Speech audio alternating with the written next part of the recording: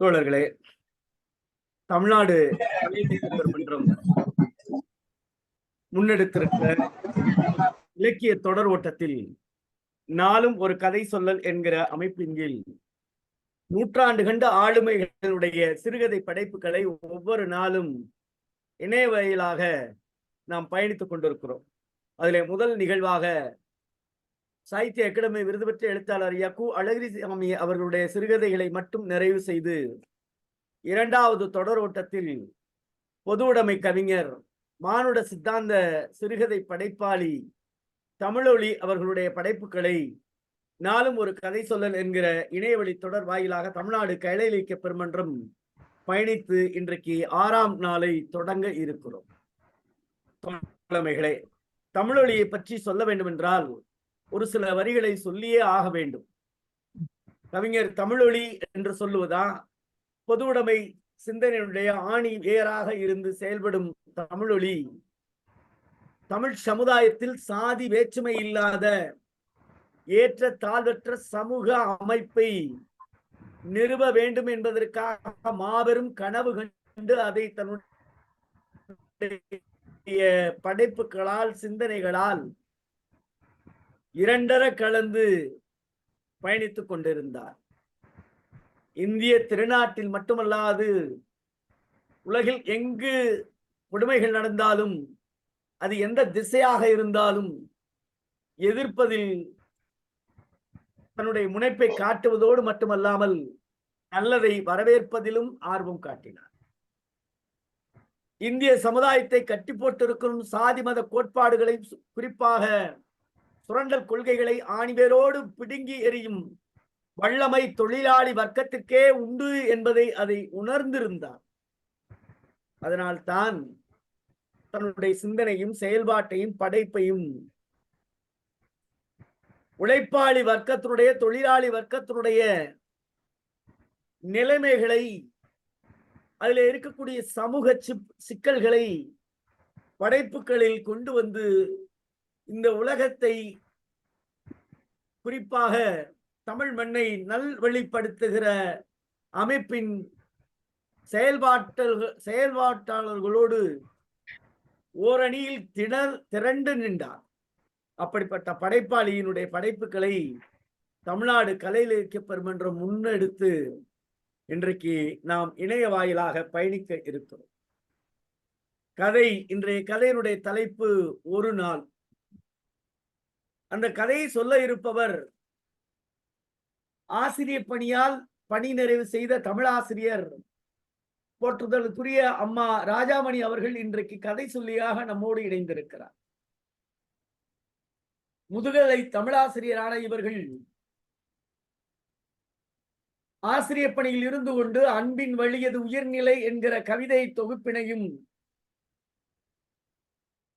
தங்கச்சங்கிலிகள் என்கிற சிறுகதை தொகுப்பினையும், தமிழ் ஒளியின் சமூக பார்வை என்கிற ஆய்வு நூலையும் தந்திருக்கிறார். வாய்கை பூக்கள் என்கிற கவிதை தொகுப்பினையும், தன்முனை ஏபு குரலமுதம் என்கிற நூலையும் நமக்கு தந்திருக்கிற மிகப்பெரிய தமிழொலியினுடைய ஆய்வாளராக அம்மா அவர்கள் திகழ்ந்திருக்கிறார். சங்கத்தமிழ் இலக்கிய பூங்காவினுடைய மாநில ஒருங்கிணைப்பாளராகவும், மதுரையில் இருக்கக்கூடிய உலகத் தமிழ் சங்கத்தினுடைய உறுப்பினராகவும் இருந்தது மட்டுமல்லாமல், தமிழக அரசுடைய தமிழ் வளர்ச்சி துறையில் திருக்குறள் முற்றோதல் நிகழ்வில் பல ஆண்டுகளாக நடுவராக பணி செய்து சிறப்பு செய்தவர். ஆண்டிற்கு 100க்கும் மேற்பட்ட நிகழ்ச்சிகளை நடத்தி ஒருங்கிணைக்கிற ஆற்றல் மிக்க ஆளுமை ஆவார். ஜெர்மன் தமிழொலி வானொலி, திசைகள் வானொலி என பங்கேற்றது மட்டுமல்லாமல், சென்னை விவித் பாரதி வாழும் வள்ளுவம் நிகழ்ச்சியில் பங்கேற்று மொழிக்கும் இலக்கியத்திற்கும் பெருமை சேர்த்த ஆளுமை ஆவார். மிகப்பெரிய சிறப்பு என்னவென்றால், 10ஆம் வகுப்பு மாணவர்களை 100% தேர்ச்சி அடைய செய்து அரசினுடைய சான்றிதழ் பெற்ற பேராளர். விருதுகள் பார்த்தால் அடுக்கிக் கொண்டே போகலாம். திருக்குறள் செல்வி, ஔவையார் விருது, அமெரிக்காவுடைய முத்தமிழ் பல்கலைக்கழகம் வாழ்நாள் சாதனையாளர் விருது வழங்கி கௌரவித்தது. ஜெர்மனியில் இருக்கக்கூடிய தமிழறிவு அமைப்பு பெருங்கவி என்கிற விருதை வழங்க இருக்கிறது.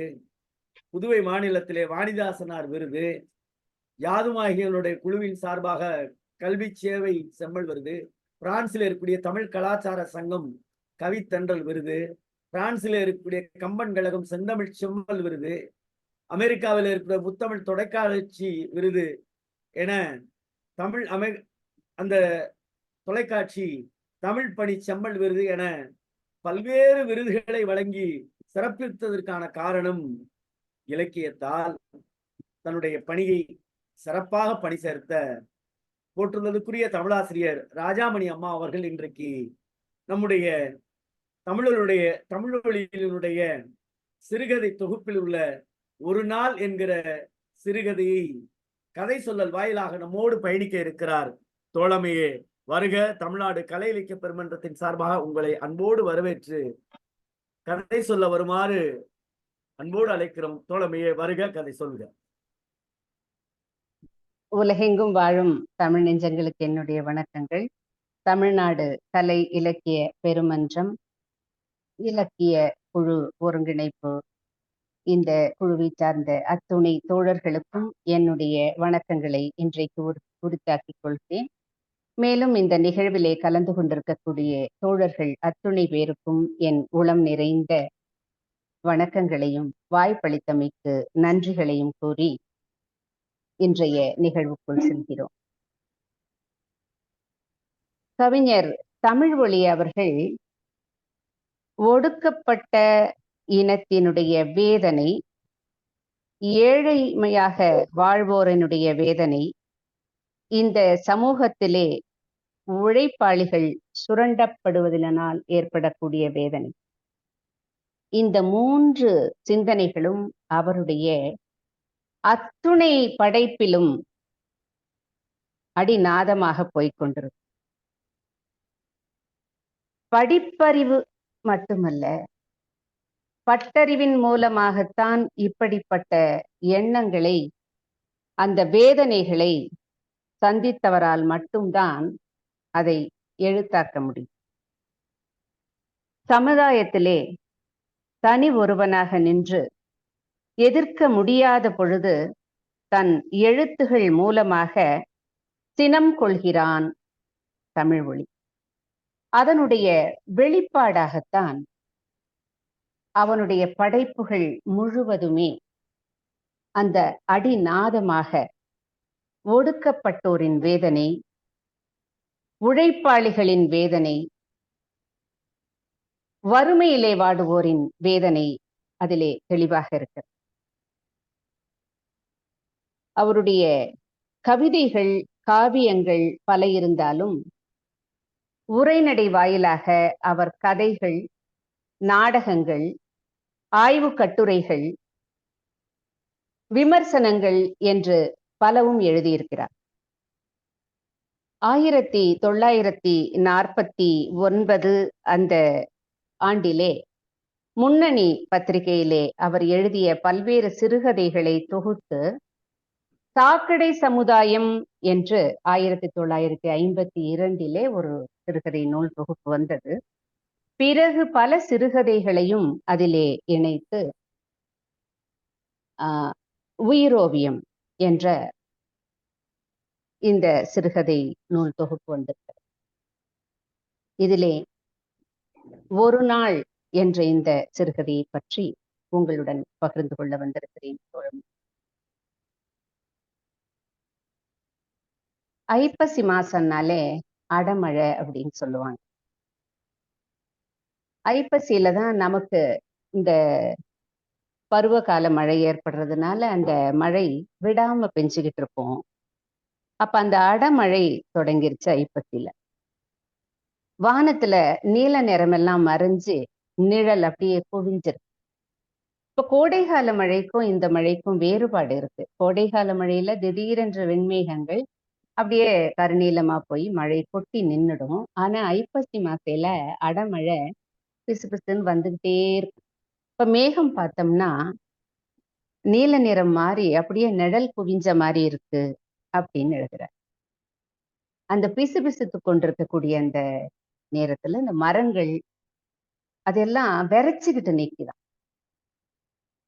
நிச்சயமா ஒரு பூவையோ இலையையோ எடுத்து தண்ணியில போட்டோம்னா ஒரு 4-5 மணி நேரம் கழிச்சு பார்த்தா அது வெறப்பா இருக்கும். ஆனா தண்ணி இல்லாம இருக்கும் பொழுது அது வாடி இருக்கும். அப்ப மழை அந்த மரங்கள் எல்லாம் கூட இந்த மழை வந்துகிட்டே இருக்கிறதுனால விரைச்சுக்கிட்டு இருக்குது. அந்த நேரத்துல குருவிகள் மற்ற பறவை இனங்கள் எல்லாம் அந்த மரத்துல வந்து ரெக்கைகளை பறக்க விடாம அப்படி அகலமா கூட விடாம எல்லாம் சேர்த்த மாதிரி அப்படியே உக்காந்துருக்கான். அந்த அளவு குளிர்ச்சியா இருக்கு, மழை வந்துகிட்டு இருக்கு.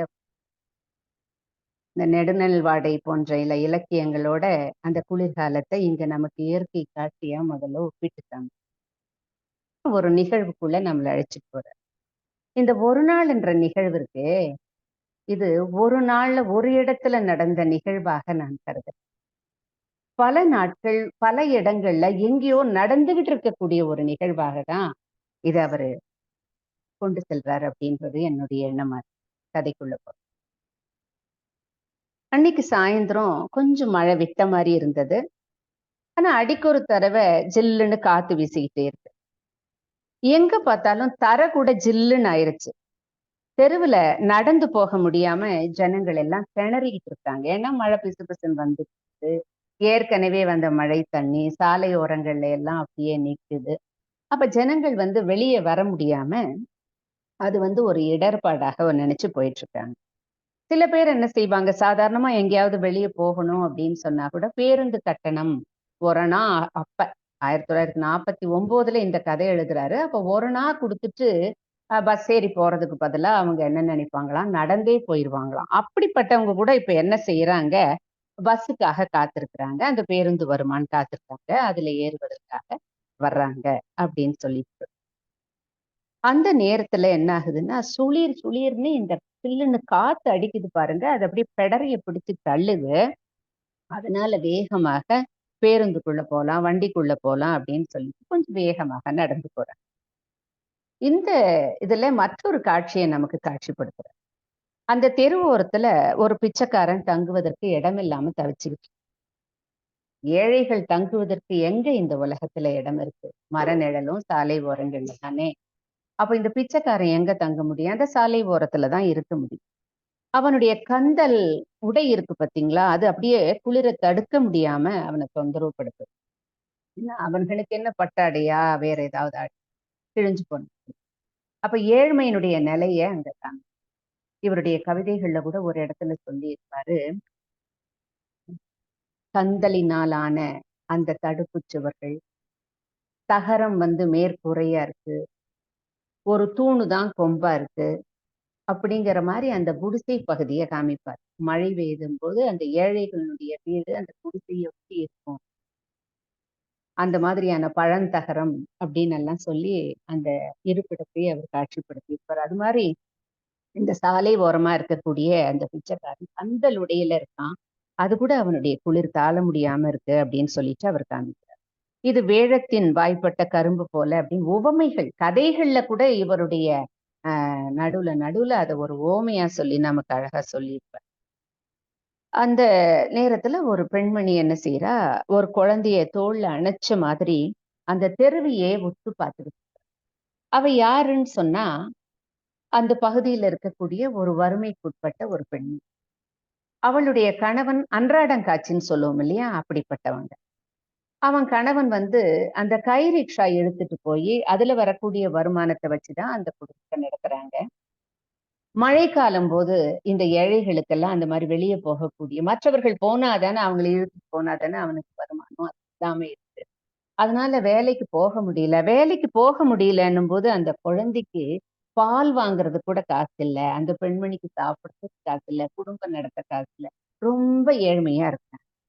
அதனால குழந்தைக்கு பால் வாங்குறதுக்காகவாவது அவன் அன்றைக்கு வெளியே போறான். எப்படியாவது அந்த கை ரிக்ஷாவுல யாரையாவது கூட்டிட்டு போய் காசு வரும். அதை கொண்டு வந்து குழந்தைக்கு பால் வாங்கி தரலான்னு அவனுடைய கணவன் வெளியே போயிருக்கான். அவன் இன்னும் வரலையேன்னு அவன் ஏக்கமா பார்த்துட்டு இருக்கா. தெருவுல எங்கேயாவது வர்றானா அப்படின்னு சொல்லிட்டான். அந்த நேரத்துல அந்த குழந்தை வேற ரொம்ப அழுது. ஏன்னா அது பசி தாழ முடியல. அதனால அந்த குழந்தை அழுது. அந்த குழந்தை அழுவதை பார்த்து அந்த அம்மாவுக்கு வந்து அந்த பெண்மணிக்கு வந்து கண்கள்ல அப்படியே தண்ணீரா வருதாம். அது தண்ணீர் இல்ல, அது வெந்நீர். ஏன்னா உள்ளம் அப்படியே வெதும்பும் பொழுது அந்த சூடு தாழாம வெளிவரக்கூடிய அந்த தண்ணீர் வந்து வெந்நீரா வருது அப்படிங்கிறது அவருடைய. இப்படி எதையும் விம்மி விம்மி அந்த பெண்மணி ஒரு மாதிரி பெருமூச்சு, இன்னும் போனவர் வரலையே. இந்த மாதிரி இருக்கும் பொழுது அந்த மழை வந்து சோன்னு அங்க பிசு பிசுன்னு வந்திருக்கக்கூடிய மழை வேற. அந்த நேரத்துல அவளுடைய மனது தேடுதான், அந்த கண்கள் தேடுதான், கணவன் இன்னும் வரலையே, வருவாரா அப்படின்னு தேடும் பொழுது அது எப்படி இருக்குன்னா, தரையில் அந்த தண்ணீர்ல இருந்து எடுத்து போட்ட மீன் எப்படி துள்ளுமோ அது மாதிரி இங்கேயும் அங்கேயும் இங்கேயும் அங்கேயும் தேடுறா. சக்தி இழந்த கால்களாக அவ தள்ளாடி நடந்து போறா. ஆனா மற்ற பெண்மணிகள், மற்றவர்கள், அந்த பேருந்துக்கு வர்றவங்க, வேற ஏதாவது வாங்குவதற்காக வர்றவங்க, அந்த கூட்டத்துல இருக்கக்கூடியவங்களை எல்லாம் பார்க்கும் பொழுது அவங்க கொஞ்சம் பண வசதி படைத்தவங்களா இருக்காங்க. அவர்கள் வந்து அந்த சீமான்களும் சீமாட்டிகளும் பஸ் ஸ்டாண்ட நோக்கி ஓடி வரும் பொழுது அவங்க குழந்தைகளையும் கூட்டிட்டு வராங்க. அவங்க குழந்தைகள் தலையில எல்லாம் மழை நீர் தேங்காம இருக்கணும், மேல விழாம இருக்கணுங்கிறதுக்காக அந்த குல்லா மாதிரியான பொருட்களை எல்லாம் போட்டுட்டு, இன்றைக்கு நாம ரெயின் கோட்ன்னு சொல்றோம் இல்லையா? அந்த மாதிரியான உடைகளை எல்லாம் அதற்கென்று தயாரான உடைகளை எல்லாம் போட்டுக்கிட்டு அவர்கள் எல்லாம் வராங்க. இத பார்க்கும் பொழுது இன்னும் அவளுக்கு ஒரு மாரிய அந்த குழந்தையும் அப்படிப்பட்ட நடமாட்ட காட்சிகளை பார்க்கிறார். பாலைவனத்தில் பச்சையை கண்ட வழிப்போக்கன் போல அந்த பணக்காரர்களை தன் தலையை நீட்டி பார்த்தது அந்த குழந்தை. இப்படி இருக்கும் பொழுது வேகமாக பேருந்தை நோக்கி ஒரு மைனர் ஒருத்தர். அவரு கிறுக்கிடும் பூட்ஸுகளுடன் விரைவாக வருகிறார். அந்த பூட்ஸ் கால் இருக்குது இல்லையா, ஷூ போட்டு நடக்கக்கூடிய கால்கள் கிறுக் கிறுக் கிறுக் அப்படின்னு நடந்து போற மாதிரி இருக்கான். அதனால கிறுக்கிடும் கால்களோட அவன் வேகமா வரான். அந்த வேகமா வரும் பொழுது இந்த ரிக்ஷாக்கார மனைவி அந்த பெண்மணி என்ன செய்யறா, குறுக்குல போறா. ஏன்னா அவளுக்கு எங்கேயாவது தன்னுடைய கணவன் தட்டுப்பட மாட்டானா, வரமாட்டானான்னு அதே ஏக்கம், அதே பார்வையோட அவ போயிட்டு இருக்கிறா. இந்த மைனர் எதிர்க்க வரும்பொழுது இவனுக்கு வேகமாக அந்த வந்த பஸ்ஸை பிடிக்கணும் அப்படிங்கிற எண்ணத்துல வரும்போது இந்த பெண்மணியுடைய பார்வையும் வேறு பக்கமா இருக்கிறதுனால 2 பேரும் மோதிக்கிறாங்க. அப்ப முட்டும் பொழுது என்ன ஆகுதுன்னா, அவனுடைய காலு, அந்த ஷூ போட்டிருக்கக்கூடிய காலு இவளுடைய கால்ல மிதிக்குது. அவன் மிதிச்சிடும் பொழுது இவளுடைய கால்ல இருக்கக்கூடிய ஒரு நகம் பேந்துகிட்டு வெளியே வந்து அப்படியே ரத்தம் சொட்டுது. அவளால தாழவே முடியல அந்த வலி. ஐயோ அம்மா அப்படின்னு சொல்லிட்டு அப்படியே காலை பிடிச்சுக்கிட்டு அவ உட்காந்துட்டு அங்க ரத்தம் கசியுது.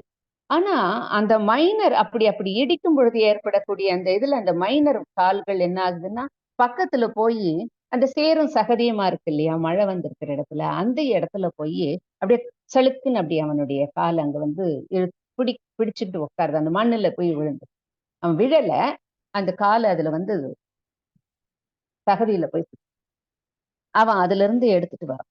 ஆனா அவனுக்கு எவ்வளவு கோபம் பாருங்க. அவன் வந்து இடிச்சதும் தெரியாம இந்த பெண்மணியுடைய கால்ல வந்து நகம் பேந்துகிட்டு ரத்தம் வருது. அவ அழுதுகிட்டு உக்காந்துருக்கிறா. ஆனா இவனுக்கு மூக்கு மேல கோபம் வருது. ஏன்னா பணக்காரர்களுக்கு ஏழைகளை பார்த்தாலே ஒரு இளக்காரம் இல்லையா?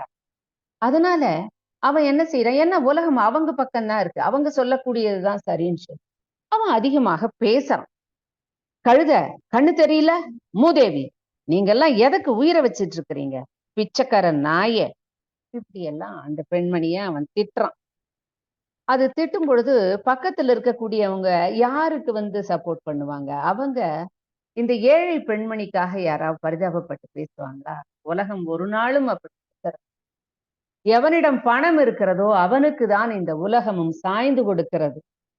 அதனால பக்கத்துல இருக்கிறவங்க என்ன செய்யறாங்க, என்ன சார் மோசம், இந்த நாய்களுக்கு மதிப்பே தெரியல, ரோட்ல எப்படி போகணும் ஒழுங்கான்னு கூட தெரியல, இவர்கள் வேகமாக போலாமா, ஆனா அவங்க போகக்கூடாது, இப்ப அவங்க ஒழுங்கா போறது கூட இந்த பொம்பளைக்கு தெரியல அப்படின்னு சொல்லிட்டு அவன் திட்டுறான் அந்த பெண்மணி. அதுக்கு பக்கத்துல இருக்கிறவன் சொல்றான், ஆமாம் சார், இதுங்களுக்கு எங்க சார் தெரியும் என்று அந்த பக்கம் வந்தவர்கள் தன் அபிப்பிராயத்தை தெரிவித்து அவர்களும் அந்த பணக்காரனுக்கும் அந்த மைனருக்கும் தான் அந்த நேரத்துல சப்போர்ட். அப்ப இவளுடைய வலி தாழ முடியல. இவ உட்கார்ந்து அழறா. குழந்தை வேற ஒரு பக்கம், மழைத்தூறல் ஒரு பக்கம். இந்த மாதிரி இருக்கும் பொழுது அந்த பேருந்து வருது. அந்த பேருந்து வரும் பொழுது பேருந்து என்ன செய்யுது, தள்ளுன்னு திரும்பும் பொழுது அது அந்த தண்ணிய சிதறடிச்சுக்கிட்டு வந்து அந்த பஸ் ஸ்டாண்ட்ல அந்த நேரத்துல நிக்குது. அப்ப இந்த மைனர் அதுல பாய்ந்து வேகமா அந்த பேருந்துல ஏறுது. இப்படி நிறைய பேர் அந்த பேருந்துல ஏறும் பொழுது அங்க கடைசியில ஒரு நவ நாகரீக ஒரு பெண்மணி அது இங்க கீழே பார்த்தா அந்த சேரும் சகதியும் அடிச்சதுல இவ உக்காந்து இருக்கா பாருங்க, இவ மேல தெறிக்குது, அந்த குழந்தை மேல தெறிக்குது. அவ குழந்தை மேல அந்த சேறு தண்ணி எல்லாம் அபிஷேகமாய். அவ குழந்தை ஏற்கனவே மழை தூறல்ல இந்த குழந்தை நனையுது. அதனுடைய உடம்புல மழை தூறலும் சேர்ந்து சொட்டு சொட்டா ஜில்லுன்னு இருக்கு. குளிரும் தாங்க முடியல, நடுங்குது உடம்பு. இப்ப இந்த பஸ் போனதுனால அந்த சிதறடிச்ச அந்த தண்ணியும் அந்த குழந்தை மேல குழந்தை உடம்பு பூரா சேரும் தண்ணியுமா இருக்கும் பொழுது அதை பார்த்து இவளுக்கு இன்னும் மனசு ரொம்ப கஷ்டம். இந்த பேருந்துல மக்கள் ஏறுறாங்க. அதுல கடைசியில ஒரு பொம்பளை வந்து ஒரு பெண்மணி வந்து அதுல நவ நாகரீகம் அவர்களுடைய ஒப்பனைகளை சொல்ற. இப்ப அவ காதுல வந்து டோலக் மாட்டி, மிகப்பெரிய அளவுல டோலக்குன்னு சொன்னா இப்போ பெண் குழந்தைகள் எல்லாம் கூட நிறைய அப்படி மாட்டி தொங்கல் மாதிரி இருக்கக்கூடிய ஜிமிக்கின்னு சொல்லுவோம் முதல்ல. ஆனா ஜிமிக்கி ஒரு மாதிரி இருக்கும். இப்ப பட்டையா இருக்கக்கூடிய சில டோலக்குகள் எல்லாம் மாட்டிருக்காங்க இல்லையா, அந்த மாதிரி அந்த நவநாகரிக வந்து அப்படி மாட்டிட்டு அதுல ஏறுறா. அது ஒரு பக்கம் ஆடிட்டு இருக்குது இல்லையா. அதை பார்க்கும் பொழுது இந்த மைனருக்கு அதன் மேல ஒரு ஆகர்ஷிக்கப்பட்டார் அப்படிங்கிறார். ஆகர்ஷிக்கப்பட்டார்னா கவருது. அந்த நங்கையை வந்து இவன் கவருது அந்த நகை. அதை பார்க்கறான். இந்த பெண்மணியையும் பார்க்கறான். அவன் மேல அவனுக்கு வந்து ஒரு பெரிய ஒரு இது என்னன்னு சொல்றதுன்னா ஒரு பரிவு. படிச்சவர் இவரு, அவங்க பணம் இருக்கிறவங்க, அவ அழகான நங்கை. இவங்க என்ன செய்யறாங்க, முதல்ல நீங்க உட்காருங்கன்னு அவருக்கு இடம் கொடுக்குறாங்க. எப்படி சொல்றாரு பாருங்க, ஆங்கில சொற்கள் மூலமாக மரியாதையாக கூற உட்கார வைத்து விட்டு வெளியே தலையை நீட்டி அவர் உக்காந்துட்டாரு. முதல்ல ஏறினாரு, உக்காந்துட்டாரு அந்த மைனரு. ஆனா இந்த அம்மா அந்த லேடி ஏறும் பொழுது அவளுடைய டோலக்கு ஆடுறது, அவ நிக்கிறது அதையெல்லாம் பார்த்துட்டு அவங்கள உட்கார்ந்து அவ எப்படி பிடிச்சுக்கிட்டு நிக்கிறா அப்படின்னு சொன்னா, அந்த பேருந்துகள்ல தோல் இதுல தொங்கிட்டு இருக்கும் இல்லையா, ஒரு பிடிமானமாக ஒரு தோல் இதெல்லாம் தொங்கிட்டு இருக்குது இல்லையா, வளையம் வளையமா அதை பிடிச்சுக்கிட்டு நிக்கிறா. அது இவருக்கு ரொம்ப கஷ்டமா இருக்கும். அதனால அவளை உட்கார். அந்த காலகட்டங்கள்ல பாருங்க, பேருந்துகள்ல கூட அப்படி தொங்குவதற்காக பிடிச்சு நிற்கக்கூடிய ஒரு அமைப்பு இருந்தது. இன்றைக்கு கூட நம்ம இந்த எலக்ட்ரிக் ட்ரெயின்ல எல்லாம் போனோம்னா அந்த மாதிரி. ஏன்னா அதை பிடிச்சு தொங்கும் பொழுது வண்டிகள் அசைஞ்சாலும் நாம மேல பற்பர் மேல நாம இடிச்சுக்க மாட்டோம், விழவும் மாட்டோம். இன்னைக்கு மாதிரி அப்படியே மேல போய் விழற அளவு உரசிக்கிட்டு போற அளவு அது இருக்காதுங்கிறதுனால ஒரு ஒரு இடைவெளி விட்டு அப்படியே நிற்கும். அதை பிடிச்சு மாதிரி அந்த பெண்மணிக்காக அவன் இறக்கப்பட்டு அப்படி கொடுக்குறான். ஆனா தலைய நீட்டி வெளியே பாக்குறான் பாருங்க. அவன் பூட்ஸ் காலால இடிச்சிட்டு வந்தானே, அந்த மரியாதை தன் பூட்ஸ் காலால் மரியாதை செய்யப்பட்ட அந்த ஏழை பெண். அந்த இடத்துல அவ அந்த தண்ணியில அபிஷேகம் பண்ணிக்கிட்டு அந்த குழந்தையையும் பார்க்க முடியாம அந்த குழந்தைய கட்டி அணைச்சுக்கிட்டு கால் வலி வேலை அவளுக்கு ஒரு பக்கம். இதையெல்லாம் பாக்குறான். பார்த்துட்டா ஆனா அது அவனுக்கு எந்த ஒரு இதையும் கொடுக்கல. அது வெறும் பார்வையா தான் இருக்கு. ஒருத்தர் மேல நம்ம பார்க்கக்கூடிய பார்வை இருக்கிறது பாருங்க. அந்த கருணையோடு பார்க்கக்கூடிய பார்வை ஒண்ணு, ஏளனமாக பார்க்கக்கூடிய பார்வை ஒண்ணு. போ என்ன அப்படின்னு பார்க்கக்கூடிய வெறும் பார்வை அப்படிங்கிற மாதிரி இருக்கு. ஐயோ நாம இடிச்சிட்டு வந்தோமே, அவ என்னமோ உட்கார்ந்து அழறாளே, அவ இப்படி இருக்கிறாளே, ஐயோ பாவங்கிற இரக்கம் அவனுடைய மனதுல இல்ல. அப்ப அந்த பெண்மணியை பார்த்து விட்டு அது வெறும் பார்வையாக இருக்கு அப்படின்னு சொல்லி இப்படி இருக்கும் பொழுது அந்த கண்டக்டருடைய விசில் சத்தம் கூட அந்த நவ நாகரீக நங்கை அங்க உள்ள ஏறின உடனே அவளை பார்த்துட்டு ஒரு குஷி மூடுல அவர் என்ன செய்யறாரு, விசில் அடிக்கிறாராம். அது வந்து அந்த சாக்குருவியின் குரலில் அந்த கத்தியது விசில் அப்படின்னு சொல்லுவார். இப்படியாக அந்த பேருந்து நகரும். குழந்தையோட உடம்பு சேரெல்லாம் நனைஞ்சிருக்கு, அவ அழுவுறா. கால்ல இருக்கக்கூடிய நோயை கூட அவ பொருட்படுத்தாம என்ன செய்யறா, மெல்லமா எந்திரிச்சு மறுபடியும் தன்னுடைய குழந்தைய எடுத்துக்கிட்டு, அவன் ரிக்ஷா எல்லாம் நிற்கக்கூடிய இடம் இருக்கும் இல்லையா, ஒரு மூலையில ஒரு பகுதியில அந்த தெருவினுடைய ஓரத்துல இருக்கும். அந்த பகுதியில போய் அவன் இருக்கிறானா அப்படின்னு சொல்லிட்டு தேடுவதற்காக அவ எந்திரிச்சு அங்க போகக்கூடிய ஒரு அமைப்பா நம்ம நிலையா பார்க்கணும். அதுல அந்த வண்டியை இழுத்துக்கிட்டு எதிர்ல ஒருத்தன் வர்ற மாதிரி இருக்கு. இவ தூரமா இருந்து பார்த்தா நிச்சயமாக அவன் தன்னுடைய கணவன் தான் அப்படிங்கிற மாதிரி அவளுக்கு அந்த எண்ணம். அதனால அவ கொஞ்சம் வேகமா எந்திரிச்சு குழந்தையும் சேர்த்து அணைச்சுக்கிட்டு போறா. அவருடைய உடம்பு எப்படி இருக்குன்னு சொல்றாரு பாருங்க. முதுகு வளைஞ்சு மூச்சை பிடித்து முக்கி இழுத்துக்கிட்டு போறான் அந்த கைவண்டிய. அப்ப கை ரிக்ஷா, அந்த காலத்துல கை ரிக்ஷா இருந்தது. அது வந்து பிறகுதான் கலைஞர் தன்னுடைய ஆட்சியில ஒரு காலகட்டங்கள்ல கை ரிக்ஷா வந்து இழுக்கக்கூடாது, மனிதனை மனிதனே வைத்து இழுப்பது தவறுங்கிறதுக்காக மிதிவண்டி அப்படின்னு சொல்லிட்டு சைக்கிள் ரிக்ஷா அந்த நேரங்கள்ல அவர் அதை எல்லாமே மாத்தினார். அப்புறம் கை ரிக்ஷாவே இல்ல, சைக்கிள் ரிக்ஷா அப்புறம் அதுக்கப்புறம் இப்ப மோட்டர் வச்சு ஆட்டோ இந்த மாதிரி. அப்ப மனிதனை உட்கார வைத்து மனிதனே இழுக்கக்கூடிய ஒரு செயல்கள் அந்த கை ரிக்ஷாவை நம்ம பார்க்கிறோம். அதை அவன் இழுக்கிறான். அதுல ஒரு ஆள் உட்கார்ந்து இருக்கிறாரு. அந்த இப்ப இந்த காட்சியை நாம எப்படி பார்க்கணும்னா, ஒரு 3 ரோடு இல்ல 4 ரோடு இன்னைக்கு சிக்னல் இருக்கக்கூடிய இடம்னு சொல்றோம் இல்லையா, அந்த மாதிரியான பகுதியா இருக்கு. அப்ப அவன் அந்த திருப்பு முனைக்கு போறா. அங்க ஒரு கை ரிக்ஷாக்காரன் இழுத்துட்டு வர்றான். இவ வந்து பஸ் எதிர்ல போயிடுச்சு, நோக்கி போறான். அப்ப அவன் தன்னுடைய கணவன் தான் அப்படிங்கிறத பார்த்துட்டு அவன்கிட்ட ஏதாவது பேசலாம் அப்படின்னு வாய் திறக்கிறதுக்காக இப்படி வாய் திறந்து ஏதாவது என்னங்க அப்படின்னு கூப்பிடலாமா, எல்லாரும் செய்கை செய்யலாமா அப்படின்னு சொல்லிட்டு போறார். அப்ப அந்த கை ரிக்ஷால ஒரு ஆள் உட்கார்ந்து இருக்கிறாரு. அவர் எப்படி இருக்காருன்னா ஆஜானுபாகவாக அமர்ந்திருக்காரு. இந்த ஆஜானுபாகு அப்படின்னா ஒரு கம்பீரமாக ஹைட் அண்ட் வெயிட்டா ஒரு ஆளு, கம்பீரமா ஒரு ஆளு, நல்ல பர்சனாலிட்டியா ஒரு ஆளு அப்படின்னு சொல்லுவோம் இல்லையா.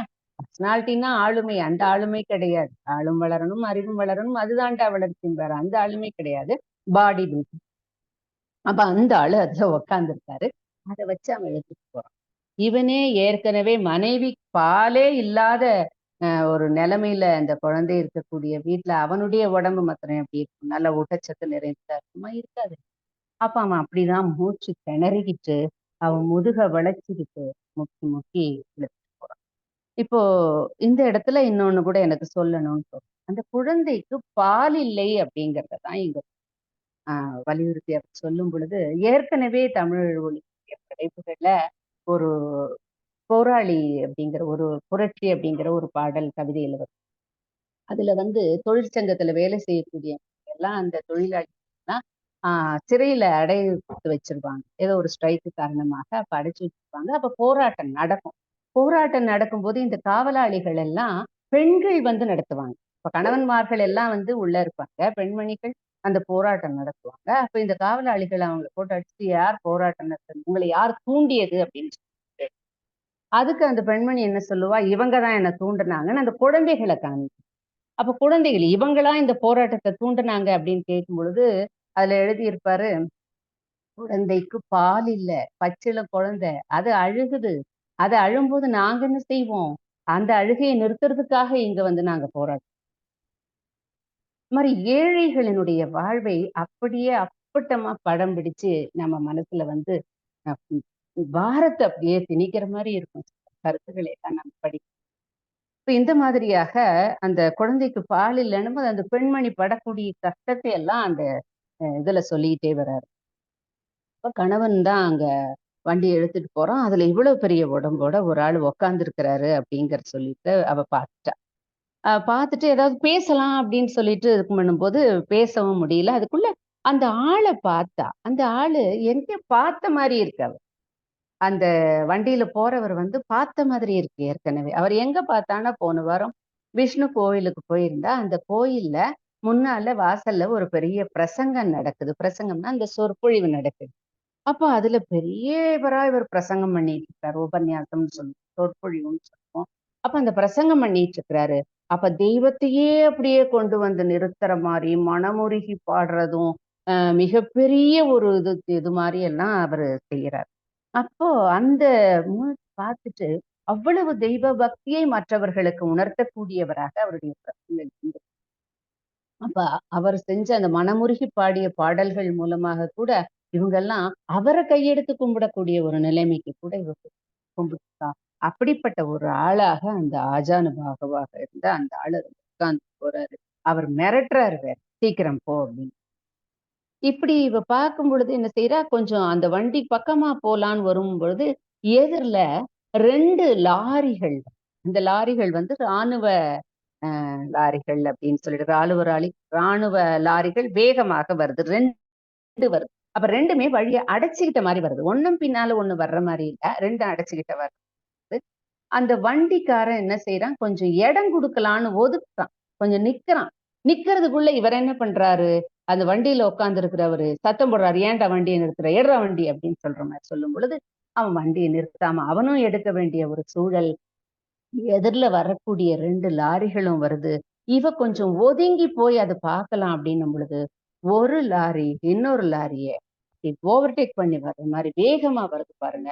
அப்ப அந்த வேகமா வரக்கூடிய அந்த லாரி என்ன செய்யுதுன்னா, அந்த ரிக்ஷாக்காரனுடைய மனைவி குழந்தையோட கைய வச்சிட்டு இருக்கிறார் இல்லையா, அவர் அப்படியே தூக்கி பந்து மாதிரி அந்த அந்த லாரி கோர முகத்தை முதலில் நீட்டியது. எதிர்பட்ட அந்த பஞ்சை பெண்ணை பந்து போல தூக்கி எறிந்து விட்டு வேகமாக பறந்தது லாரி. அப்ப அவளுடைய துடிப்பு பாருங்க, கணவனை பார்க்கணுங்கிற எண்ணம், அவரோட பேசணும். ஐயோ காலையில இருந்து இல்லையே, குழந்தை ஒரு பக்கம் அழுகுதே, கால்ல ஒரு பக்கம் பொண்ணு, குழந்தை வேற மனையில் நனைஞ்சிட்டு இருக்கு. இவ்வளவையும் தாண்டி அவ அந்த பக்கம் போகும் பொழுது இந்த லாரி வந்து அவளை அப்படியே தூக்கி போட்டுருச்சு.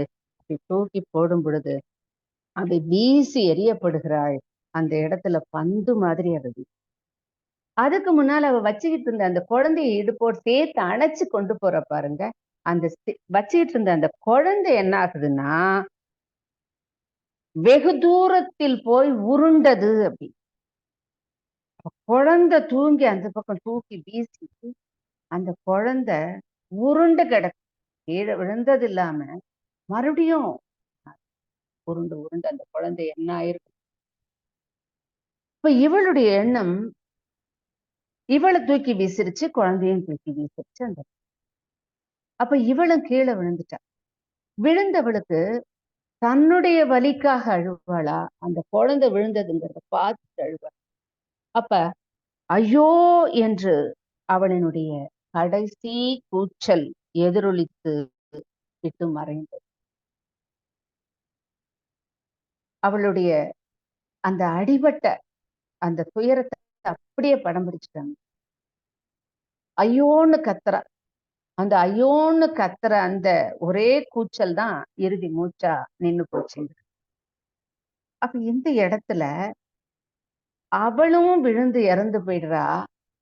அந்த குழந்தைய சொல்லாம என்ன சொல்றாரு பாருங்க, தூக்கி எறியப்பட்ட அந்த குழந்தை உருண்டு, முதல்ல விழுந்து அப்புறம் உருண்டு போயிடுச்சு.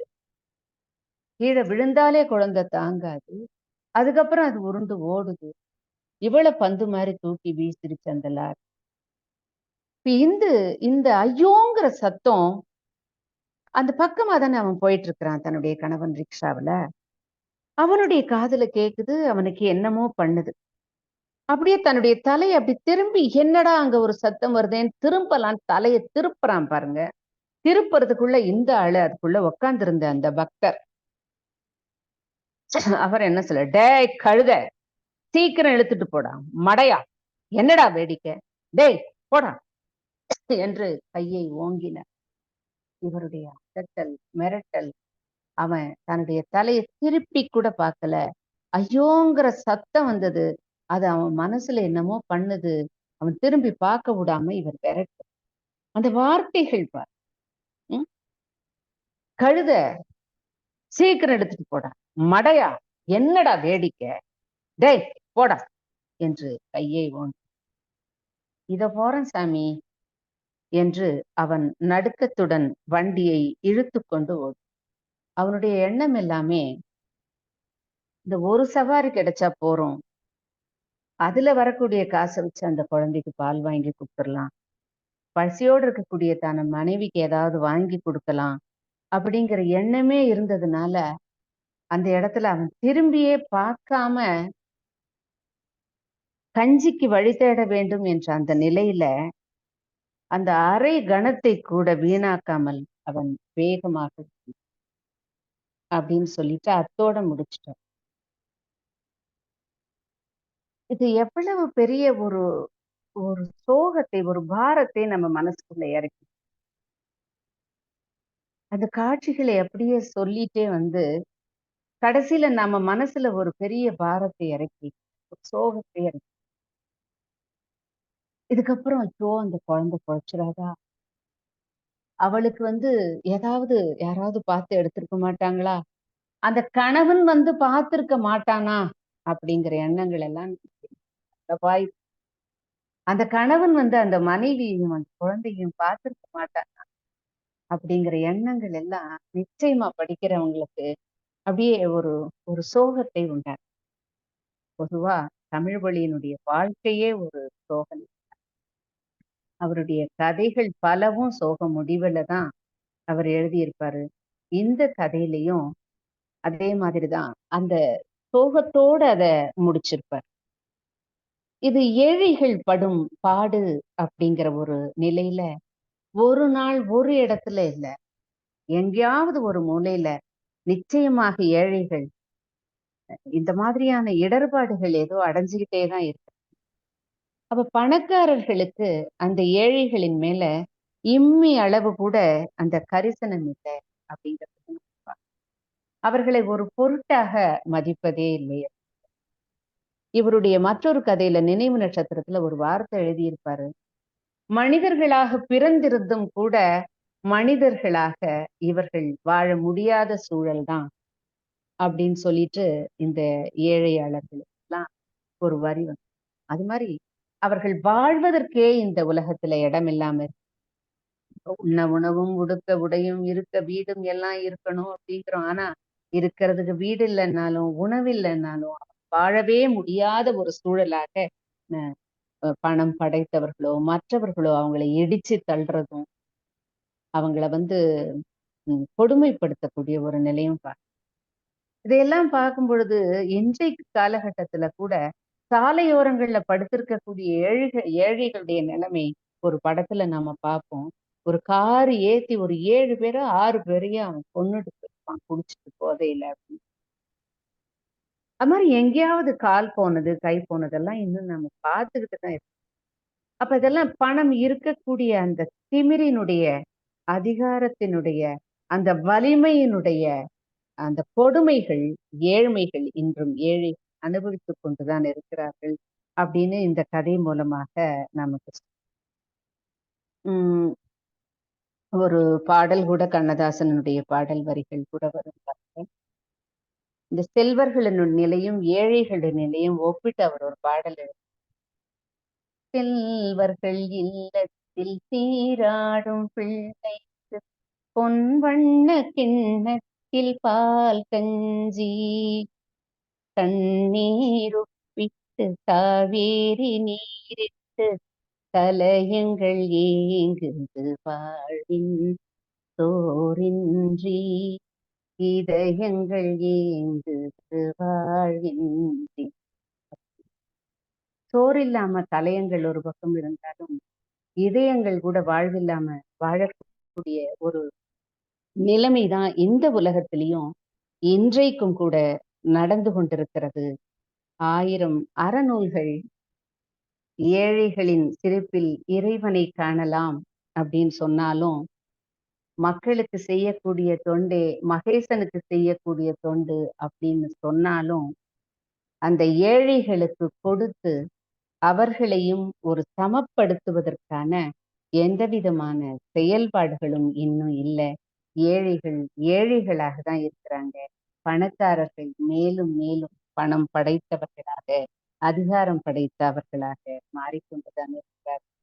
அப்படிங்கிறது இந்த கதை மூலமாக நமக்கு அவர் சொல்லாம சொல்றாரு அப்படிங்கிறது என்னுடைய எண்ணம். இதுல நிறைய உவமைகள் சொல்லியிருப்பார்.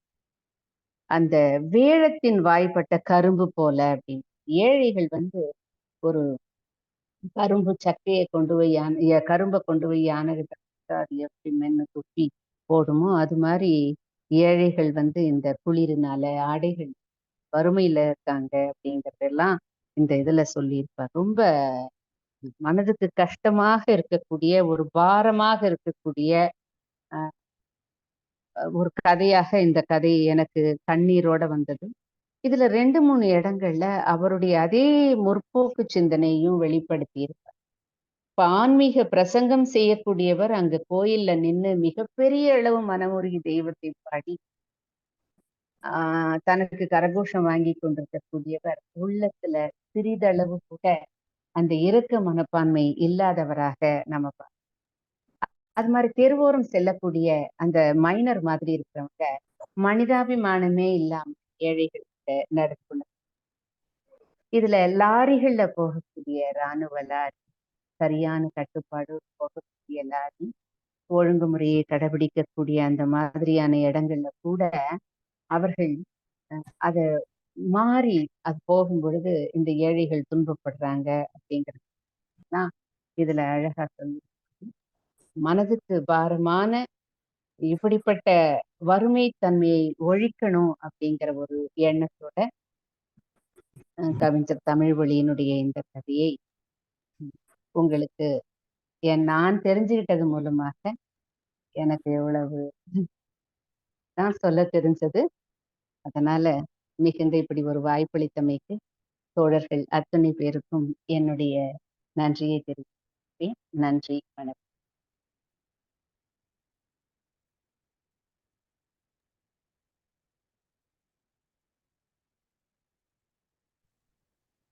நன்றி தோழமையே, மிக்க மகிழ்ச்சி.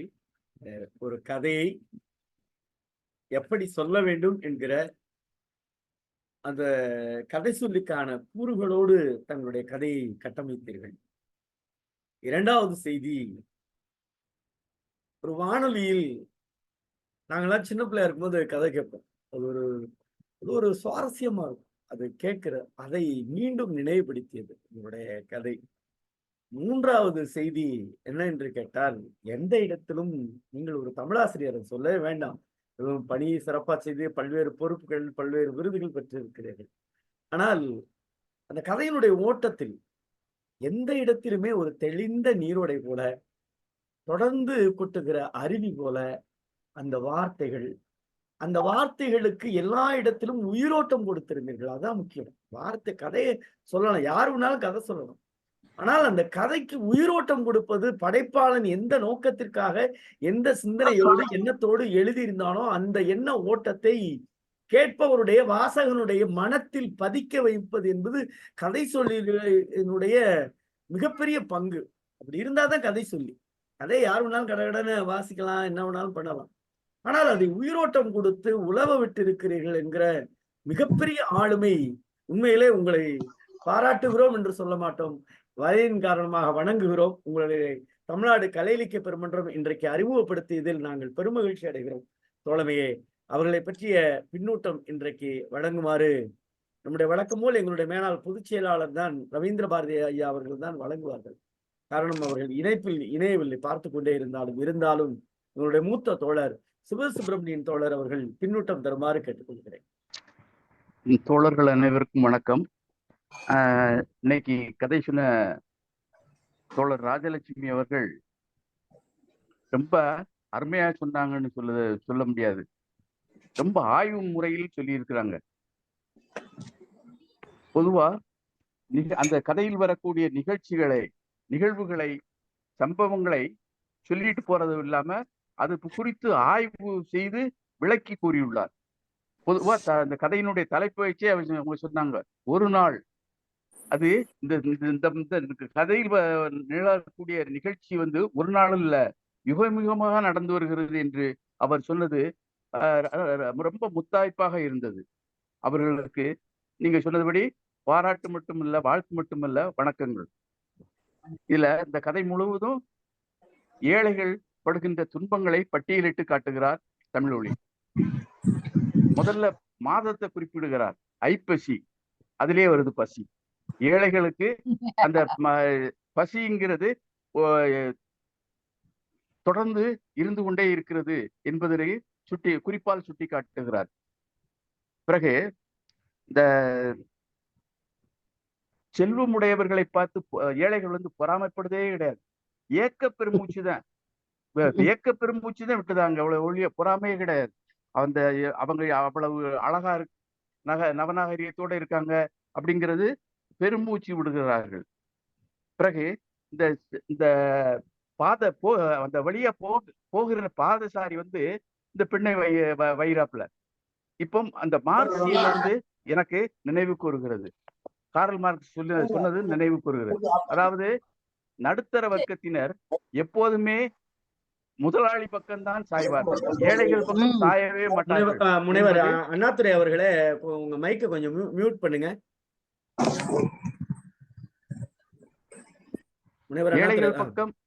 ஏழைகள் பக்கம் சாயவே மாட்டார்கள் என்ற மார்க்சிய கோட்பாடு அங்கே நல்லா வெளிப்படுகிறது.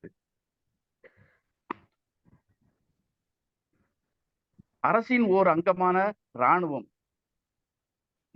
தான் அந்த ஏழைய கொல்லுது. அரசின் ஒரு அங்கம்.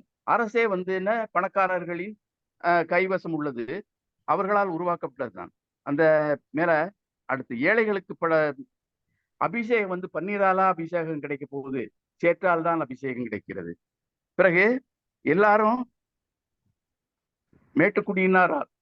மேட்டுக்குடியினர் எல்லாராலும் வசவு வாங்கப்படுறாங்க. இவங்களுக்கு வேற ஏதாவது உணவு வாங்க முடியுமா, உடை வாங்க முடியுமா, வசவத்தை வாங்குதாங்க. அடுத்து மரியாதை, இவர்களை யாரும் பார்த்து நீங்க வாங்க போங்கன்னு பேசுறவங்க செய்யறாங்க இல்ல, கூட்சுகாலால தான் மரியாதை கிடைக்கிறது என்று ரொம்ப அருமையான எழுதி கொண்டு சென்றிருக்கிறார் தமிழொலி. அவரை நாம் நெஞ்சில் நிறுத்தி என்றும் போற்றுவோம். வாய்ப்புக்கு நன்றி, வணக்கம். நன்றி தோழமையே. அடுத்ததாக பின்னூட்டம் தரக்கூடிய பெருமக்கள் யாராவது இருந்தால் சொல்லவும்.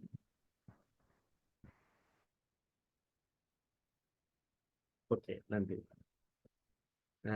பொதுச் செயலாளரே, யாரோ வர்றாங்க, கற்பகம் அம்மா வரீங்கன்னு நினைக்கிறேன். கற்பகம். வணக்கம் அம்மா. வணக்கம். தமிழ்நாடு கலை இலக்கிய பெருமன்றத்தின் அத்தனை நல்ல இதயங்களுக்கும் என்னுடைய வணக்கங்கள். என்னுடைய தமிழ் கொடுத்த சகோதரியை இந்த தளத்திலே சந்திப்பது மிக்க மகிழ்ச்சி. தலைப்பை பார்த்த உடனே நான் என்ன நினைச்சேன் அப்படின்னா, ஒரு நாள் ஆங்கிலத்துல சொல்லுவாங்க ஃபியூச்சர், ஏதோ ஒரு நல்ல கதை போல இருக்கு அப்படின்னு நினைச்சேன்னா நான் கதையை வாசிப்பேன். கதையை ஆரம்பிக்கும் போது எனக்கு ரொம்ப சந்தோஷம். இன்றைக்கு சென்னை வானிலை என்ன சொல்லியிருக்கு அப்படின்னா 105 டிகிரி வெயில். நல்ல வெயில் அலைஞ்சு திரும்பிட்டு வந்தேன். சரி, ஐப்பசி இதம்னோடனே சரி சென்னையில இல்ல கதையிலையாவது அப்படி வரும் அப்படின்னு தான் எதிர்பார்த்தேன். ஆனால் வழக்கம் போல எது ஒரு படைப்பாளனை பாதிக்கிறதோ அதனை தன் எழுத்துகளால் உயிர்ப்பித்து விடுகிறார் தமிழொலி. உண்மையிலே அந்த காட்சிகள் எல்லாம் கண்முன்னால அப்படியே ஓடிக்கிட்டே இருக்கு. இன்னும் கூட தனி ஒருவனால எதிர்க்க முடியாத போது தன்னுடைய எழுத்தால் எதிர்க்கிறார் அப்படின்னு தன்னோட முன்னுரையில அம்மா சொல்லியிருப்பாங்க. தனி மனுஷனை அவர் எதிர்த்திருந்தா உண்மையில அவரை அடையாளம் தெரியாம கூட போயிருக்கலாம். அவர் அந்த வரிகளை உள்வாங்கி அதை எழுத்தா ஆக்கினதுனாலதான் இன்னும் ஒரு தலைமுறை கடந்து கூட அவர் பேசப்படுவார். இப்பொழுதுதான் 100ஆண்டு விழா கண்டு ஒவ்வொரு இடமாக நாம் தமிழொலியை அறிமுகம் செய்கிறோம். பெரியவர்கள் எல்லாம் இந்த தளத்துல தொடர்ந்து சொல்லிக்கிட்டு இருக்காங்க. ஏன்னா பாரதியாருக்கு பிறகு பாரதிதாசனுக்கு பிறகு அடுத்த நிலையை வைத்து எண்ணப்பட்டிருக்க வேண்டியவர் எதனால் அப்படி மறுக்கப்பட்டார், அந்த சிந்தனைக்குள்ள நான் போக விரும்பல. எழுத்தால் எதிர்க்கிறார், எழுத்தால் வாழ்கிறார் அப்படிதான் சொல்லணும். அதுக்கப்புறம் அவங்க ஓமை அம்மாவே சொல்லிட்டாங்க, வேடத்தில் வாய்ப்பட்ட கரும்பு எப்படி வெளியில வரும், எதுவுமே வராது. தண்ணி வெந்நீராக, உண்மைதாமா, தண்ணீர் வழியும் போது அது சூடாகத்தான் இருக்கும். ஆனா அது உண்மையாக அதாவது 2 விதம் இருக்கு இல்லையா. மகிழ்ச்சியில் வருகின்ற கண்ணீர் அதுவும் சூடாகத்தான் இருக்கும். ஆனா உள்ளம் வெதும்பி வருந்தி மனம் அழுந்தி அதனால் வருகின்ற அந்த கண்ணீர், அதுவும் தனக்கு ஒரு துன்பம் என்றாலும் கூட அந்த தாய் தாங்கிப்பா. தன்னுடைய குழந்தை பசியால வாடும் போது அதை எண்ணி அவர் கண்ணீர் வடிக்கும் போது இன்னும் கூட இருக்கு பாருங்க. அது மாதிரி ஒரு சமூகம் நீங்க சொன்னீங்க, ஏதோ திரைப்படத்துல பாக்குறா, உண்மை சம்பவமே நடந்திருக்குமா? பாதையோரத்தில் படுத்திருந்த அந்த குடிசை வாழ் மக்களுடைய மீது கார் ஏறி ஆமா. இறங்கி இறப்பு என்பது இன்றும் கூட நம்மால் ஜீர்ணித்துக் கொள்ள முடியாத ஒரு விஷயம். இன்னொன்னு சொன்னீங்க, ஆன்மீக சொற்பொழிவாளர். இது சொன்னோன்னே எனக்கு ஒரு கதை ஞாபகம் வருது. எல்லாரும் இப்படி கதை சொல்லிட்டு இருக்கும்போது ஒரு முனிவர் அதை தினந்தோறும் ஒரு பால்காரி கேட்டுக்கிட்டே இருப்பான். இவர் சொல்லுவாரு, சூரியன் உதிக்கிறதுக்கு 1.5 ஜாமம் முன்னாடி எனக்கு பால் வேணும் திடீர்னு சொல்லுவாரு. எப்படிங்க ஐயா வர முடியும் அப்படின்னு இவர் கேட்கும்போது, அந்த கடவுளோட பேரை சொன்னா வந்துட மாட்டோமா அப்படின்னு போற போக்குல சொல்லிட்டு போவாரு. இந்த பால்காரி அந்த உபன்யாசகர் சொன்னதை அப்படியே மெய்ன்னு நினைப்பான். அதுதான் சாதாரணமான ஒரு மனிதனுக்கும் மெத்த மேதாவிகளுடைய மனநிலைக்கும் எல்லாத்தையும் ஆராய்ச்சி பண்ணி பார்க்கறது தான் அந்த மேதாவித்தனமான ஒரு. ஆனா இவன் நம்புறா, குரு சொன்னது பொய்யா இருக்காதுன்னு. வெள்ளம் கரை கடந்து போகும்போது உண்மையிலேயே கொண்டு போய் கொடுக்கும்போது அவர் அதிர்ச்சி ஆவார். எப்படிமா இன்னைக்கு ஓடக்காரன் கரெக்டா வந்துட்டாரா, இல்ல சீக்கிரம் வந்துட்டேன்னு கேட்கும்போது அவர் சொல்லுவா, இல்ல ஐயா, நீங்க தானே சொன்னீங்க இறைவனுடைய திருநாமத்தை சொன்னா இந்த ஆறு வழிவிடாதான்னா, இவளுடைய வார்த்தைகள்ல அவருக்கு நம்பிக்கை இருக்காது. சோதனை செய்து பார்ப்பார் இவள் அறியாமல். அவள் சொன்னது உண்மை என்று வெளிப்படும் போது நான் மெத்த படித்தவன் கிடையாதுன்னு அந்த பால்காரியை தன்னுடைய குருவாக ஏற்றுக்கொண்டார் ஒரு கதை வந்து. அந்த மாதிரி சொல்வது எல்லாம் அறமொழி, ஆனால் அவருடைய வார்த்தைகளோ எப்படிப்பட்ட வார்த்தைகள். ஏற்கனவே அவருடைய முதுகு மூன் வளைந்து உயிர் மூச்சை இழுத்து பிடித்து ரிக்ஷா இழுக்கிற ஒருத்தரை மழையா என்று கடும் சொல் சொல்லுகின்ற அந்த தைரியம் யார் கொடுத்தது? பணம் கொடுத்ததுதான். அவர்கள் எதுவுமே செய்ய முடியாதா அப்படின்ற ஒரு ஏக்கம் நமக்கு வருது. அதுக்கப்புறம் எப்பவுமே உங்களுடைய பாணி என்ன அப்படின்னா, நடைமுறையோடு எந்த செயலாக இருந்தாலும் அதை ஒப்பீடு செய்யுது. அந்த இடைவெளி சொன்னது பாருங்க, ரயில்களில் எல்லாம் கூட கையை பிடித்துக் கொள்வதற்கு ஒரு பிடி இருக்கும் அப்படின்னு சொன்னீங்க. அதுக்கப்புறம் தொங்கத்தான் ஆடும்போது பகட்டுக்குத்தான் இந்த உலகம் எப்போதும் பணிந்து போகிறது, பண்புக்கு பணியவில்லை, பண்புக்கு பணிய வேண்டும், அன்புக்கு பணிய வேண்டும் என்பதுதான் தமிழுடைய அவர்களுடைய எண்ணமாக இருக்கிறது. ஒட்டு மொத்தமாக இந்த கதை முழுவதையும் கண்ணதாசனுடைய வரிகளால் அப்படியே தூக்கி நிறுத்திட்டீங்க. அது வீர்ப்பு அப்படின்னா அந்த கதையை ஒட்டு மொத்தமா புரிஞ்சுக்கணும்னா ரொம்ப அழகா அற்புதமா உங்களுடைய இனிய குரல்ல கதைக்கு முத்தாய்ப்பா அந்த பாடல் வரிகளை தந்ததுதான் ஐயா சொன்ன மாதிரி ஒரு ஆராய்ச்சி நோக்கில் இதை அணுகி பல்வேறு காட்சி படிமங்களாக எங்களுடைய கால்களுக்கு அல்ல கண்களுக்கு விருந்தளிக்க இந்த தளத்திற்கும் உங்களுக்கும் நெஞ்சத்தின் அடித்தளத்தில் இருந்து மின்சாரண நன்றிகளும் வணக்கமும். நன்றி ஐயா. நன்றி திருமதி கற்பகம் அம்மா அவர்களே. ஒரு நல்ல பின்னூட்டத்தை. பேராசிரியர் ஒரே ஒரு நிமிஷம். சொல்லுங்க. கதை சொல்வதில் சில ஆண்கள் கைதேர்ந்தவர்களாக இருப்பார்கள், ஆனால் பெண்கள் எல்லாருமே நல்லா கதை சொல்லுதாங்க. அதனால கதை சொல்வதற்கு இலக்கணமே பெண்கள் தான் என்று சொல்ல கடமைப்பட்டுள்ளேன். நன்றி நன்றி நன்றி நன்றி மகிழ்ச்சி. திருமதி கற்பகம்மா ஒரு நல்ல பின்னூட்டம். ஏன்னா ஒரு பின்னூட்டம் என்பது கூட கதை சொல்லி இது ரொம்ப பின்னூட்டங்கிறது சாதாரண விஷயம் கிடையாது. நான் ஏன் எங்க சிவசுப்ரமணிய அடிக்கடி நான் சொல்லுவேன் அப்படின்னா, ஒரு செறிவாக எந்த கருத்தை பயன்படுத்தி சொல்ல வேண்டுமோ அது பின்னூட்டத்துல ரொம்ப முக்கியம். அது ஒரு மிகப்பெரிய கலை. அது ஒரு நீங்க ஆய்வே பண்ணலாம். அது ஒரு முனைவர்பட்ட ஆய்வாவே எடுத்துக்கலாம். அது மாதிரி அந்த பின்னூட்டத்தை சரியாக ஒரு செழுமையோடு சொல்லிய திருமதி கே கற்பகம் அம்மா அவர்களுக்கு தமிழ்நாடு கலை இலக்கிய பெருமன்றம் நெஞ்ச நிறைந்த வாழ்த்துக்களை தெரிவித்துக் கொள்கிறது. நிறைவாக நம்முடைய பொதுச் செயலாளர்.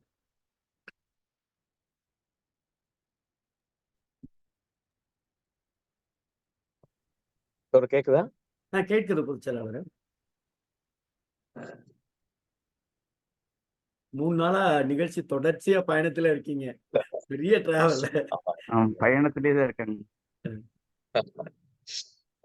ரொம்ப அருமையான கதை அம்மா. நீங்க சொன்ன மாதிரி இலக்கணம், கதை சொல்லிருக்கிற இலக்கணம்னா இவங்களே சொல்லலாம். அந்த அளவுக்கு மிக சிறப்பாக ஒவ்வொரு உணர்ச்சியையும் மிக தமிழொலி என்ன உணர்வோடு எழுதி வரோம் அந்த உணர்வை அப்படியே நமக்கெல்லாம் கடத்தி விட்டாங்க. இது ஒரு அருமையான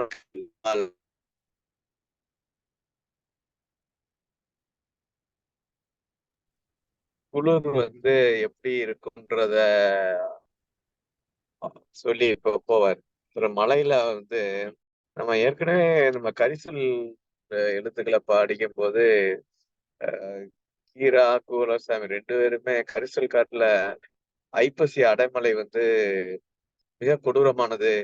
அது வந்து அன்றாடங்காட்சிகளை பட்னி ஓட்டுரும், வேலையே கிடைக்காது, அதனால பட்னியில இருப்பாங்க. இது கரிசல் காட்டுக்கு மட்டுமல்ல, எல்லா இடங்களிலும் நகரப்புறங்களில் ஒரு கைரிக்ஷா இழுக்கக்கூடிய ஒரு தொழிலாளியினுடைய வாழ்வையும் பாதிக்கும். அடைமழை அப்படின்றதேமோ பொருள் சேமித்து வைத்திருப்பவர்களுக்கு ஒன்றும் இல்ல, அன்றாடங்காட்சிகளுக்கு மிகப்பெரிய துயரமாக இருக்கு. அந்த துயரத்தை மிக விரிவாக காட்சிப்படுத்தியுள்ளார் தமிழொலி. அதுல ஒவ்வொரு இடத்துலயும் இந்த உவமை சொல்லிட்டு போறது அதெல்லாம் நேத்து கதையிலையும் பார்த்தோம், இன்னைக்கும் நல்லா சொல்லியிருக்காரு. அப்ப இந்த இதுல இன்னொரு ட்ராக் போயிட்டே இருக்கும். இவ வந்து மலையில நனைஞ்சிட்டு போவா, ஆனா அங்க ரெயின் கோட் போட்டு தலைக்கு ஒரு கேப்பும் வச்சுக்கிட்டு ஜனங்க போய்கிட்டு தான் இருப்பாங்க. அது மாதிரி அந்த பூட்ஸ் கால் மிதிச்சவன், அந்த ரிக்ஷால உட்கார்ந்துருக்கவன், இவங்களுடைய பிஹேவியர் எல்லாம் எப்படி இருக்கு? அப்ப 2 சமூகம் இருக்கு. ஒண்ணு பணம் வச்சிருக்கவனுடைய பிஹேவியர் எப்படி இருக்கு, பணம் இல்லாதவனுடைய இது எப்படி இருக்கு அப்படின்றத. அதுக்கப்புறம் அந்த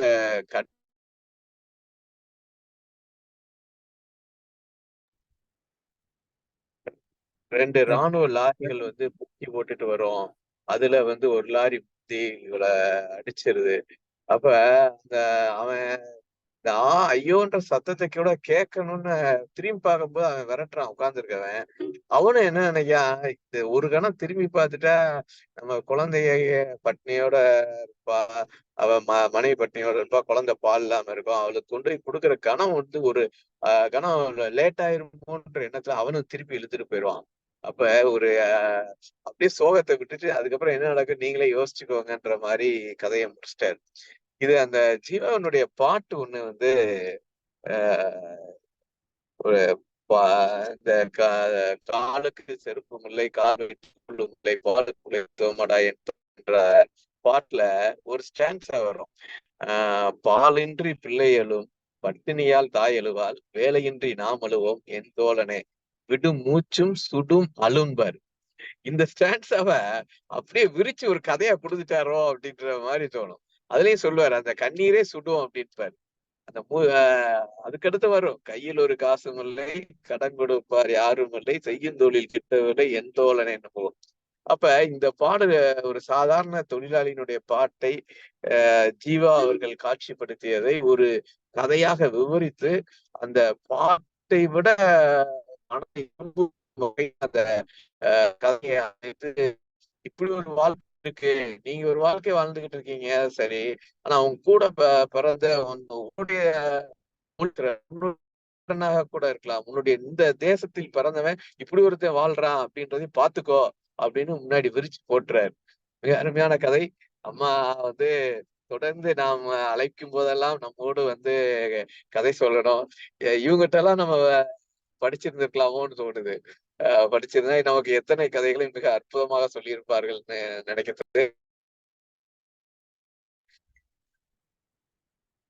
நன்றி பொதுச்செயலாளர் அவர்களே, மிக்க மகிழ்ச்சி. அதற்கு முன்பாக வரிகளால் பின்னூட்டம் தந்த தோழமைகளை வரிகளை நாம் பதிவு செய்கிறோம். அண்டனூர் சுரா அவர்கள், தமிழொலி கதைகளில் கைரிஷா அதிகம் இடம்பெறுவதை கவனிக்க முடிகிறது. இக்கதை ஏழைகளின் ஒரு நாள் வாழ்வு எத்தகையது என்பதை காட்சிப்படுத்துகிறது. விபத்துக்கு பிறகு கதையின் நாயகி தனக்காக அழுவதா குழந்தைக்காக அழுவதா என பரிதவிப்பது பெரும் சோகம். ஏழைகளின் ஒரு நாள் துயரமயம் கொண்டிருக்கிறது. கதை சொல்லிய அம்மா அவர்கள் பெருந்துயர சோகத்தை கதை கேட்பவரிடம் கடத்தி விட்டார். அம்மாவுக்கு நன்றிகள் வாழ்த்துக்கள் அப்படின்னு போட்டிருக்காங்க.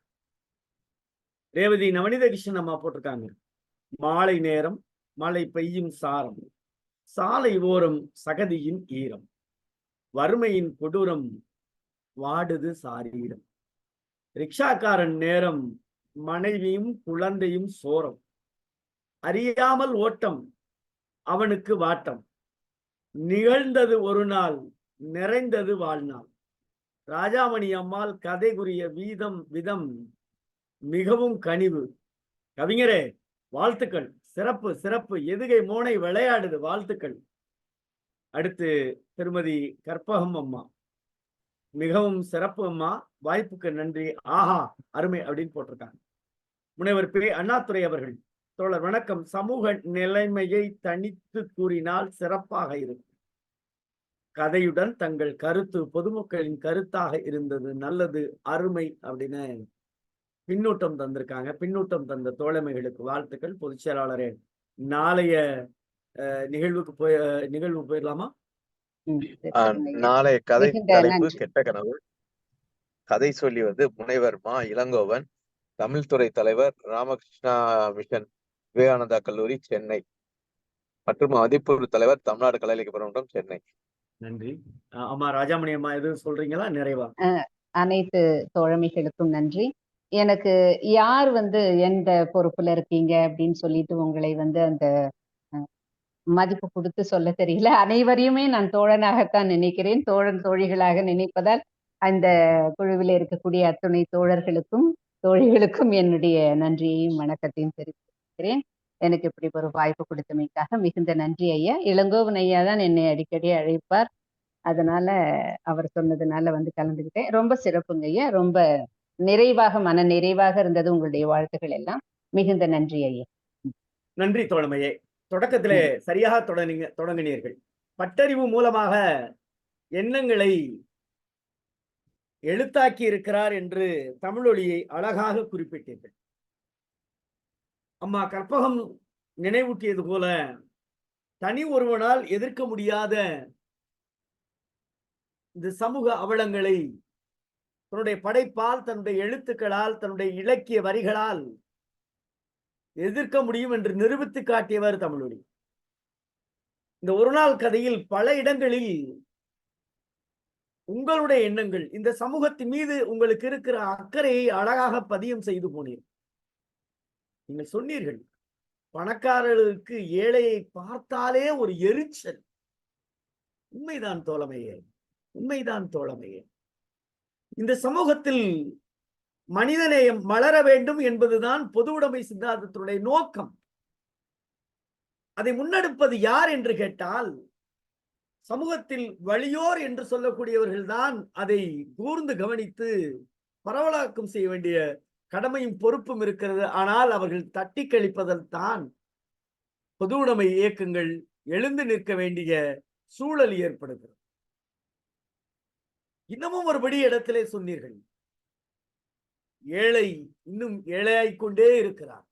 நான் வகுப்பில் அடிக்கடி சொல்லுவதுண்டு, மாணவர்களிடம் பேசும்போது சொல்வது உண்டு, இந்த உலகத்தின் ஒரு மிகப்பெரிய சாபக்கேடு, பணக்காரன் இன்னும் பணக்காரன் ஆகிக்கொண்டே இருக்கிறான், பாவம் இன்னும் ஏழை ஏழையாகவே வாழ்ந்து கொண்டிருக்கிறான் என்று அடிக்கடி வகுப்பில் நினைவூட்டுவது உண்டு.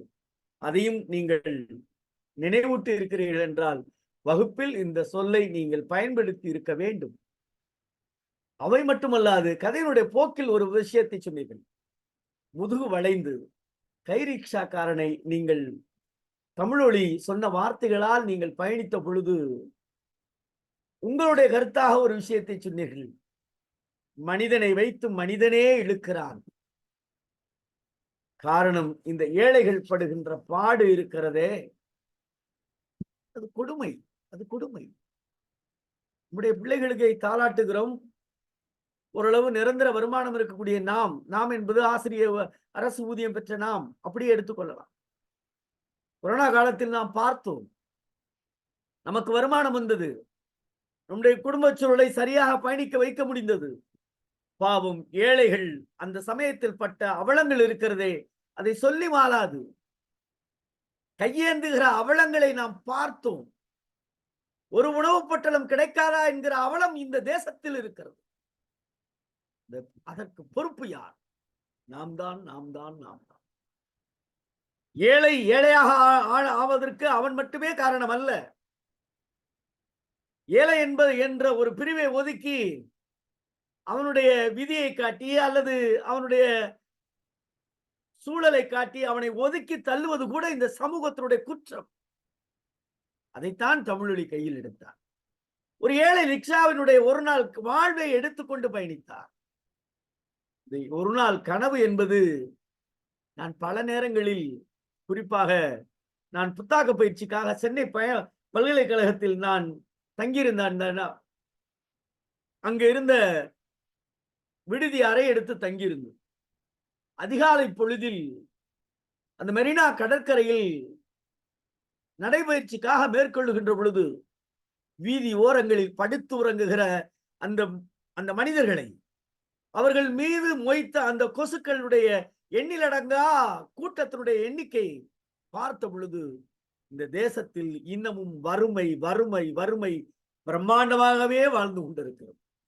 அந்த வறுமையை, ஏழ்மையை போக்க வேண்டிய கடமை பொது உடைமை அமைப்புகளுக்கு மட்டுமல்ல, இந்த உலகத்தில் வருந்த ஒவ்வொரு மனிதருக்கும் கடமையாக இருக்கிறது. அதைத்தான் சொல்லுவதற்காக தமிழ்நாடு கலை இலக்கிய பெருமன்றம் இலக்கிய குழு ஒவ்வொரு நாளும் ஒவ்வொரு படைப்பாளர்களை எடுத்துக்கொண்டது, நூற்றாண்டு கண்ட ஆளுமைகளுடைய படைப்புகளை எடுத்துக்கொண்டு நாம் பயணிக்கிறோம். அந்த பயணத்தில் இன்றைக்கு நம்மோடு வலு சேர்த்து, பெருமை சேர்த்து, எண்ணங்களால், கருத்துக்களால் அடுத்த தலைமுறைக்கு கடத்தி இருக்கிற வணக்கத்திற்குரிய அம்மா ராஜாமணி அவர்களுக்கு தமிழ்நாடு கலை இலக்கிய பெருமன்றத்தின் சார்பாக நெஞ்சம் நிறைந்த வாழ்த்துக்களை சொல்லி, பின்னூட்டத்தால் பெருமை சேர்த்த தோழமைகளுக்கும் பாராட்டுக்களையும் சொல்லி நிறைவு செய்து, நாளை தினம் இரவு 8 மணிக்கு தமிழொலியினுடைய சிறுகதை படைப்புகளோடு இணைவோம். தோழமைகளே, நீங்கள் மட்டும் இணையாமல் இன்னும் தோழமைகளோடு இணைந்து சேர்ந்து பயணிப்போம்.